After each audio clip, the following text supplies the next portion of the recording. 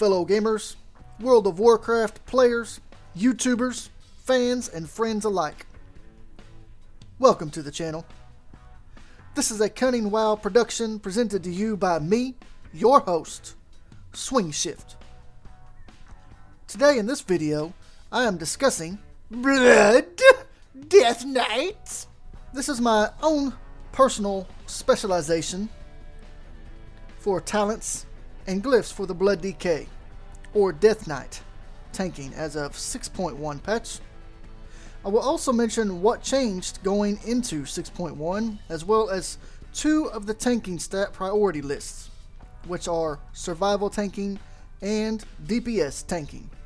I will also have the list on the screen as well as down in the description below, or you can simply pause, rewind, and watch again. As a side note, it is worth mentioning to you that this is not the end-all be-all method you should use, but it is simply what suits me best for the things I do in my own playstyle. Please use this guide at your own discretion and known that is just a guide, and tailor it to your own playstyle. As we go over the talents, you can obviously see I'm Blood Spec.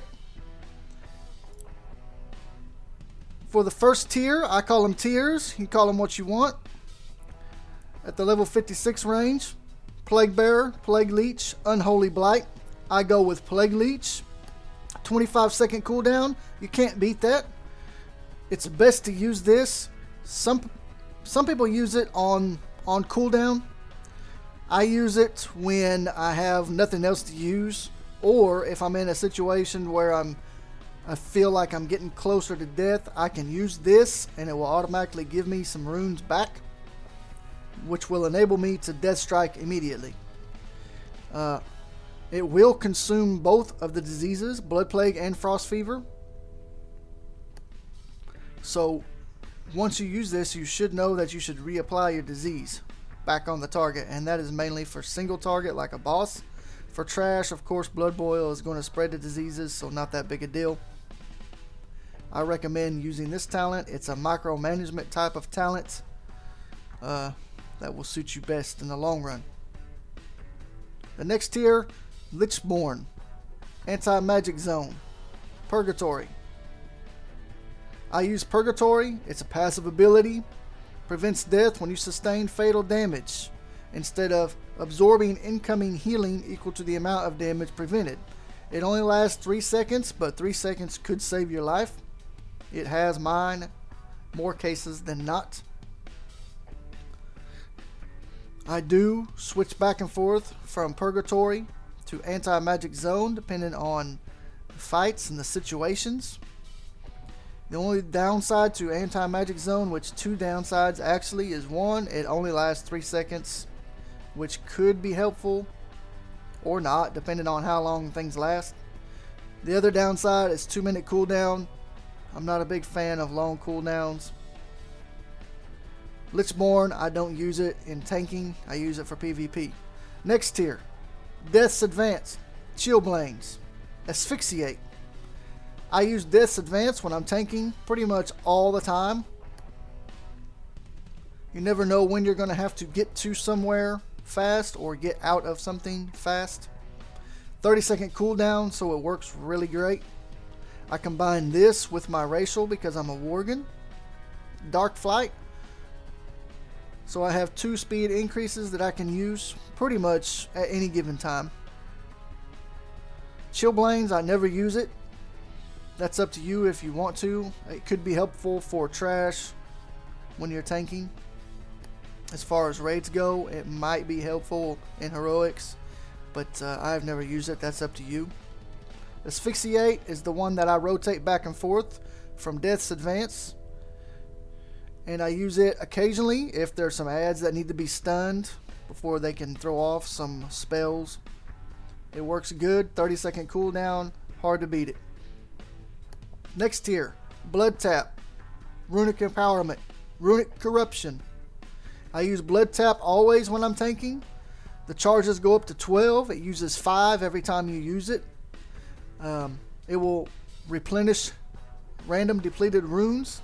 Give them death runes, and we all know death runes can be used as anything, or for any ability, I should say. I use it often.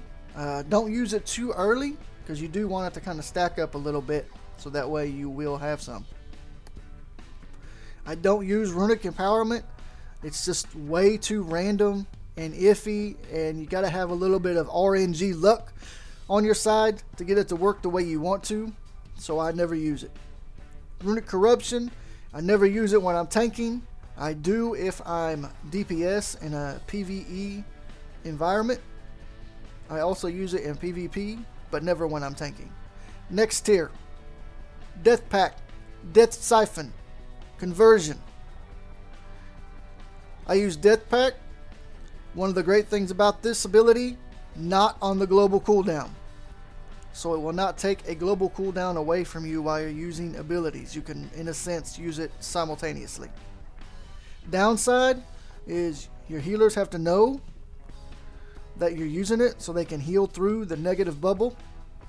And the other downside, 2-minute cooldown. Like I said, not a fan of 2-minute cooldowns or more.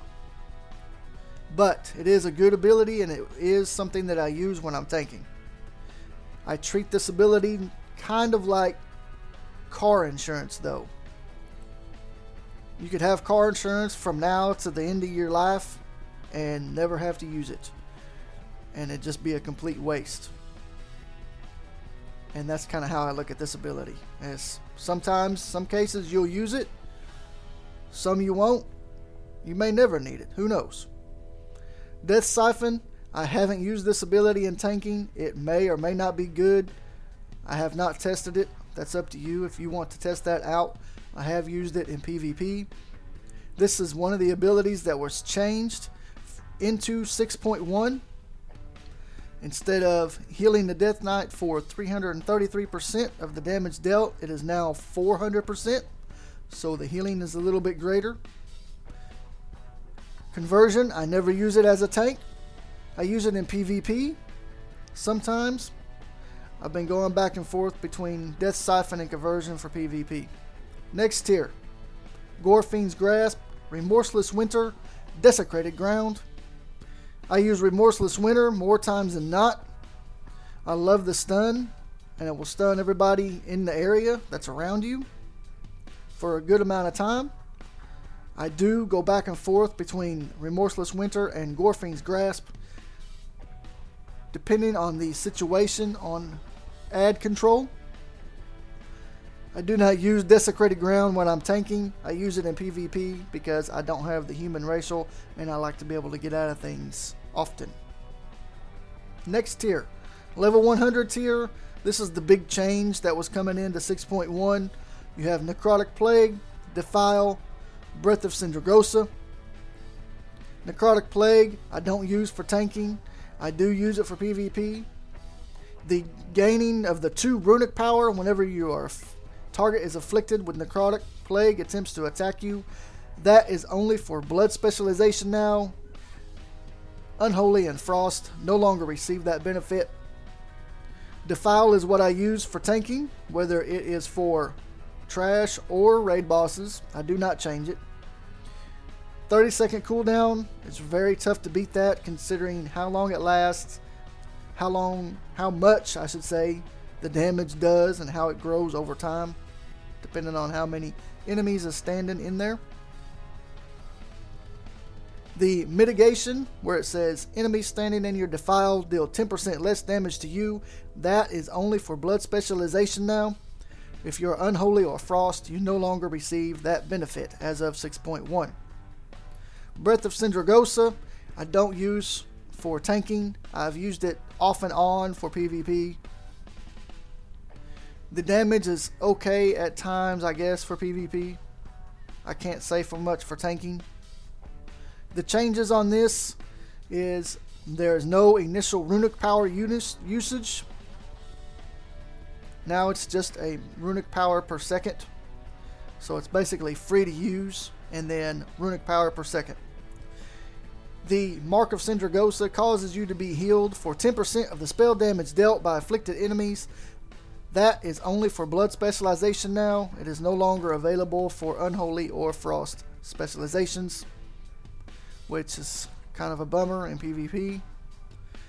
The downside to this talent is 2-minute cooldown, and as if you haven't heard anything else I've said in this video as of yet, I don't like these long cooldowns. I don't even like them on trinkets. So that is what I'm using for my tanking talents. Moving on to glyphs.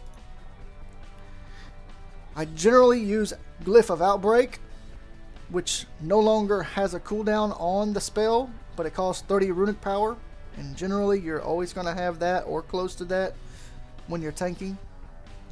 It's a great glyph. I use Glyph of Regenerative Magic. If Anti-Magic Shell expires after its full duration, the cooldown is reduced by up to 50% based on the amount of damage absorption remaining. So essentially, the cooldown can be reduced often, which means you can use AMS or Anti-Magic Shell more often. Some people use this glyph, which is Glyph of Icebound Fortitude. Some don't.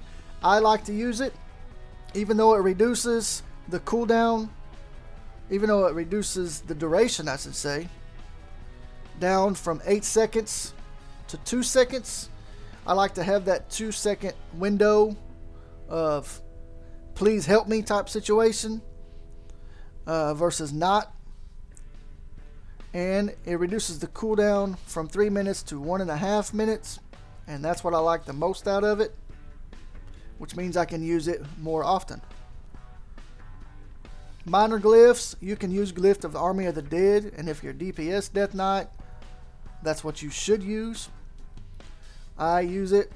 Sometimes I take it off, just depending on what I want to do. Glyph of Resilient Grip. It's great if the target's immune, then that means you could switch to a different target and death grip a different target without having to wait on the cooldown. And I use Glyph of Horn of Winter currently.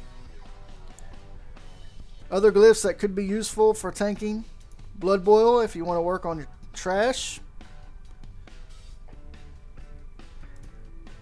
Dancing Rune Weapons, sometimes people use that.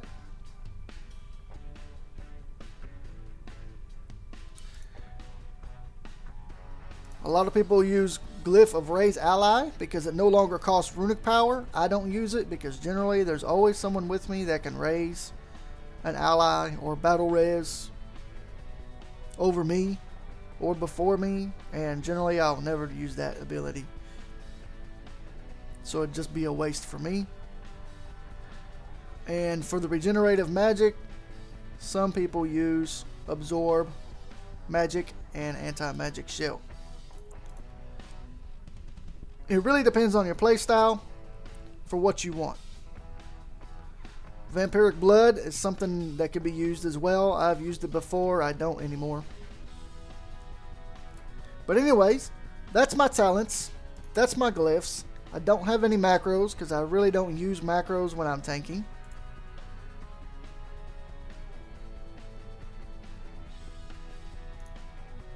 Have a look at my gear a little bit. Currently, it's not the greatest of gear. Most of it's from High Mall Heroic. I haven't done a whole lot of BRF yet, or Blackrock Foundry, just for LFR.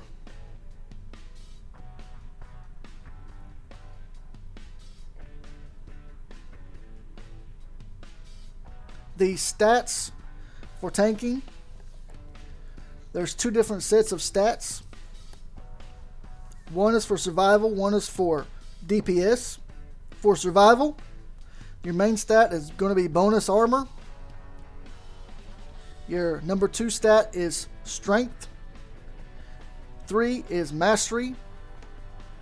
4 is haste.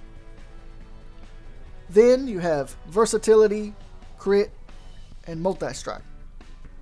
And a lot of people will question why haste will be up there beside mastery as one of your main stats to get alongside with mastery, and that is because haste will reduce the time it takes for rune regeneration.